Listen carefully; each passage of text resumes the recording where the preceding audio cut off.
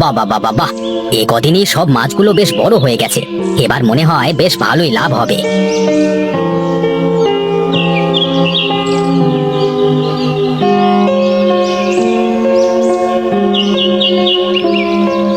দাদা, কি করো কি? তোমার সাথে কিছু কথা ছিল। বেশ তো, এখানে আর কেউ নেই তো? তা তুই বলতে থাক আর আমি শুনতে থাকি। দাদা, একটু স্থির হয়ে দাঁড়াবে? আমার কথাটা একটু মনোযোগ দিয়ে শোনো। বল বল বল দেখি, কি তোর সেই দরকারি কথা? দেখো দাদা, তুমি তো নিজে দেখে শুনে মিতাকে এ বাড়ির বউ করে নিয়ে আসলে। ও কালকে রাতে আমাকে একটা কথা বলেছে। তা কি বলেছে সেটা তো বলবি আগে নাকি? দাদা, মিতা আরো পড়ালেখা করতে চায়, ও কালেক্টর হতে চায়। বাহ, এ তো খুবই ভালো কথা। এতে আবার সমস্যা কোথায়? আছে দাদা, আছে, সমস্যা আছে। মা যদি এসব কথা শুনে তাহলে তো কোনো মতেই রাজি হবে না। যা যা, তুই তোর কাজে যা, আমি দেখছি মা কি বলে।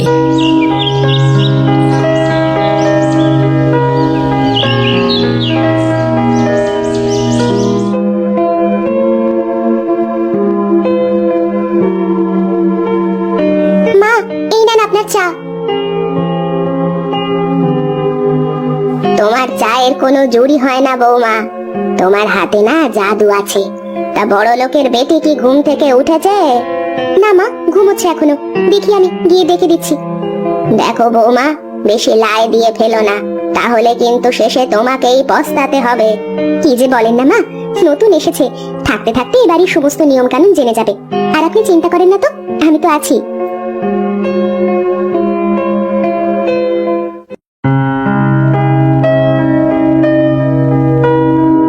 কইরে ছোট, ঘুমটি ভাঙলো তোর?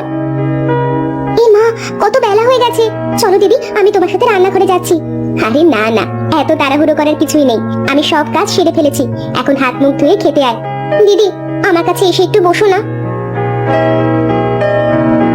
তুমি না খুব ভালো গো দিদি। এই বাড়িতে প্রথম এসেই তোমাকে দেখে মনে হয়েছে তুমি আমার বড় দিদি। আমি তো তোকে আমার ছোট বোনের মতোই দেখি রে পাগলি। জানো দিদি, ছোটবেলা থেকে মায়ের আদর পাইনি, বাবার আদরেই বড় হয়েছি। তাই তো তোমায় কাছে পেলে আমার খুব ভালো লাগে। বেশ, এখন থেকে তো দুজন সবসময় একই সঙ্গে থাকবো। নে নে, এবার চল, গরম খাবার, তা না হলে ঠান্ডা হয়ে যাবে। আমি গেলাম।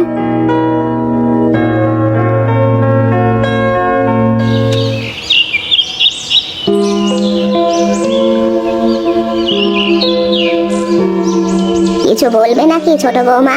কি রে ছোট, তুই ওপরে এসেছিস? বস ওখানে। মা, আমি না লেখাপড়া করতে চাই। এই বাড়িতে আপনার অনুমতি ছাড়া কেউ কিছু করতে পারে না তো, তাই আপনার কাছেই বলতে এলাম। ছি ছি ছি ছি, তুমি চৌধুরী বাড়ির বউ হয়ে এখন স্কুল কলেজে গেলে মানুষে কি বলবে? আমাদের মুখে যে চুনকালি পড়ে যাবে। মা, আপনি বুঝতে পারছেন না। আহা, এখন থাক না এসব কথা।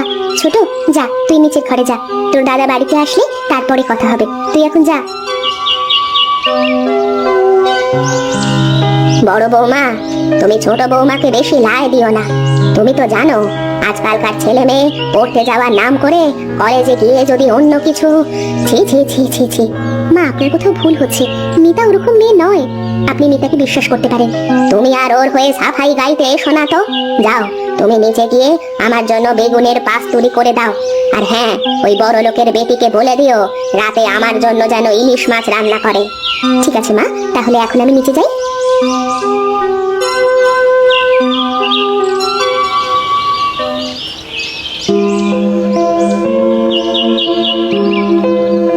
এ কি বৌমা, তুমি কি রান্না করেছো? মা, চিচিঙ্গা দিয়ে রুই মাছের ঝোল করেছি। তোমাকে বড় বৌমা কিছু বলেনি? বড়দি তো আমাকে ইলিশ মাছ রান্নার কথা বলেছিল, কিন্তু আমার রুই মাছ খেতে খুব ইচ্ছে হচ্ছিল, তো তাই তো চিচিঙ্গা দিয়ে রেখেছি। আমার কথার কোনো মূল্য নেই এ বাড়িতে। আমি খাবো না এই মাছের ঝোল, সব তুমি একলা খাবে। ওরে মারে, মরে গেলাম রে, আমার হাত পুড়ে গেল রে। এইসব কি করে হলো রে ছোট? বল বল আমাকে, কি করে হলো? রান্নাতে নামাতে কি সব ঢেলে হাতে পড়ে গেছে দিদি।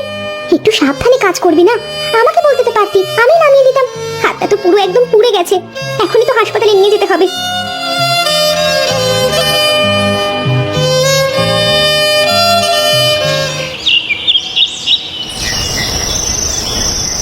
মা, আমি তোমাকে একটা কথা বলতে চাই। আমি জানি তো তুই কি বলতে চাস, কিন্তু একটা কথা শুনে রাখ, আমি বেঁচে থাকতে এ বাড়ির মান সম্মান ধুলোয় মিশে যেতে আমি দেব না।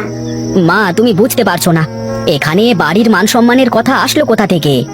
শোন, তোরা যদি আমাকে মানিস, আমার কথা শুনিস, তাহলে আমি বলে দিলাম এ বাড়িতে থেকে ওসব চলবে না। যদি পড়তেই হয় তাহলে বাপের বাড়িতে গিয়ে পড়তে বল।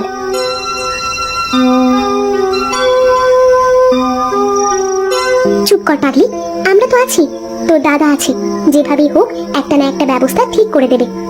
দেখো ছোট বউ, আমাদের কোনো ছেলে পুলে নেই, কোনো বোনও নেই।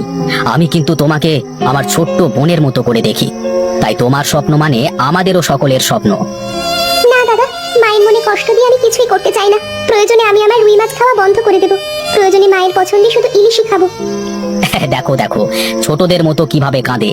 বলি, আমি বেঁচে থাকতে আমার ছোট বোনটার মনের আশা পূরণ হবে না, তা কি করে হয় বলো দেখি? হ্যাঁ গো গিন্নি, দাদা সত্যি কথাই বলছে। দাদা একবার মুখ দিয়ে যা বলে তাই করে। তুমি ওকে ঘরে নিয়ে যাও, আর হাতটার দিকে ভালো করে খেয়াল রেখো।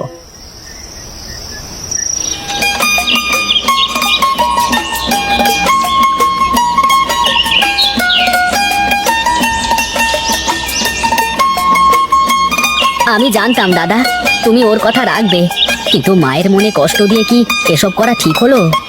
বেশি বুঝতে যাস না সুনীল, যা করতে বলি করে যা।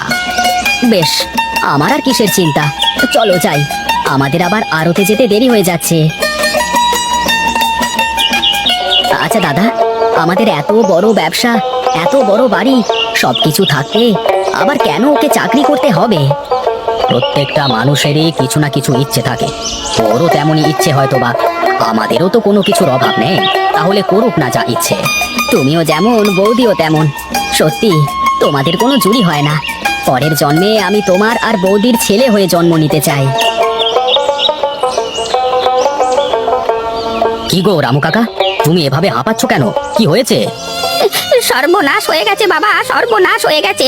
তাড়াতাড়ি তাড়াতাড়ি বাড়িতে চলো, গিন্নিমা ছাদ থেকে পা পিছলে পড়ে গেছে। কি বলো কাকা, কিভাবে হলো এসব? চলো চলো, আমি এক্ষুনি যাচ্ছি। এই সুনীল, এদিকটা দেখ, আমি বাড়ি থেকে ঘুরে আসি কেমন?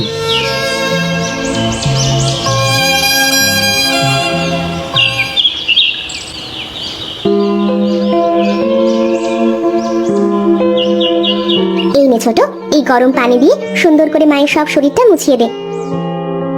ঠিক আছে দিদি, তুমি গিয়ে তোমার কাজ শেষ করে নাও।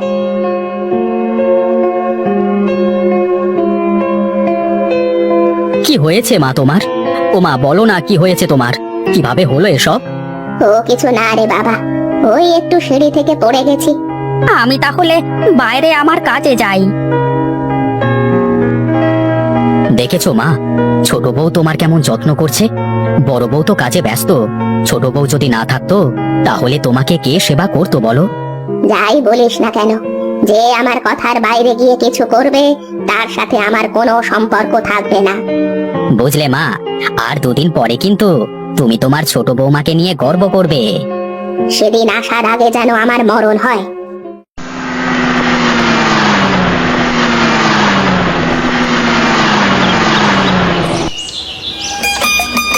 দেখো মা দেখো, তোমার ছোট বৌমা কেমন কালেক্টর হয়ে গেছে।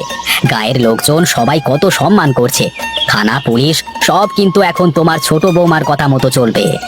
হ্যাঁ মা, তোমার ছোট বৌমা কিন্তু এখন চাইলেই যখন তখন কাউকে জেলে পুরে দিতে পারে। ও ছোট বৌমা, আমি না বুঝে তোমার সাথে এমনটা করেছি, আমাকে তুমি ক্ষমা করে দাও মা, আমাকে তুমি পুলিশে দিও না। না না মা, কি বলেন আপনি? আপনি কেন মাফ চাবেন? মাফ তো চাবো আমি। আমি আপনার কথার অবাধ্য হয়েছি। আজ অবাধ্য হয়েছিলি বলেই তো নিজের স্বপ্ন পূরণ করতে পেরেছিস রে বোন। দিদি, তুমি আর দাদা আমার পাশে না থাকলে কিছুই হতো না। তোমাদের এই দিন আমি কোনোদিন শেষ করতে পারবো না গো। তা না হয় হলো, কিন্তু তুমি মাকে মাফ করলেও আমি কিন্তু মাফ করব না। কেন কেন? বারে, আমি যে রুই মাছ ভালোবাসি আর আপনি ইলিশ মাছ, এখন যদি আমি বলি আপনি আমাদের রুই মাছ খাওয়া বন্ধ করে দিচ্ছেন? বেশ বেশ, এখন থেকে আমিও রুই মাছের ঝোল খাবো, ইলিশ খাওয়া বাদ। হ্যাঁ মা, এবার থেকে আমি রোজ রুই মাছের ঝোল করব, আর সবাই আমার হাতে রুই মাছ খাবে। তা খালি এখানে দাঁড়িয়ে গল্পই করবে নাকি আমাদের জন্য কিছু রান্না করে খেতে দেবে? একটু সাবধানে কথা বলো ঠাকুরপো, তা না হলে কিন্তু তোমাকে জেলের ভিতর বসে রুই মাছের ঝোল খেতে হবে, এই বলে দিলাম।